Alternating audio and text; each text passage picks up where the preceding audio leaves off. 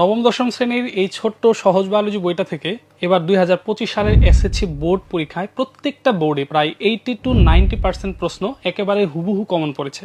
যদি আমরা ঢাকা বোর্ডের দিকে লক্ষ্য করি তাহলে টোটাল হচ্ছে 8টা সৃজনশীলের 32টা প্রশ্নের মধ্যে ঢাকা বোর্ড থেকে সরাসরি হুবহু কমন পড়েছে 27টি প্রশ্ন এবং আংশিক কমন পড়েছে হচ্ছে 3টি প্রশ্ন। এটা যদি আমরা পার্সেন্টেজ করি তাহলে সেটার পার্সেন্টেজ দাঁড়ায় হচ্ছে 93%। একটা কথা প্রচলিত আছে যশোর বোর্ড এবং কুমিল্লা বোর্ডের প্রশ্ন নাকি অনেক কঠিন হয়।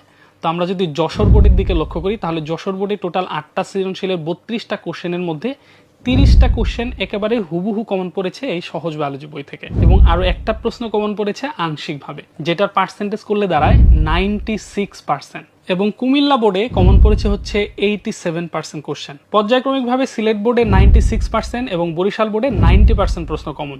রাজশাহী বোর্ডে 93% এবং দিনাজপুর এবং ময়মনসিংহ বোর্ডে 87% প্রশ্ন একেবারে হুবহু কমন পড়েছে সহজ বায়োলজি বই থেকে। সুতরাং বুঝতেই পারছো বইটা কতটা গুরুত্বপূর্ণ এবং পরীক্ষা সহায়ক বই। সো যারা বায়োলজিতে দুর্বল, খুবই অল্প পড়াশোনা করে A+ পেতে চাও, দ্রুত সংগ্রহ করে ফেলো। বইটি পাওয়া যাচ্ছে রকমারি.com-এ।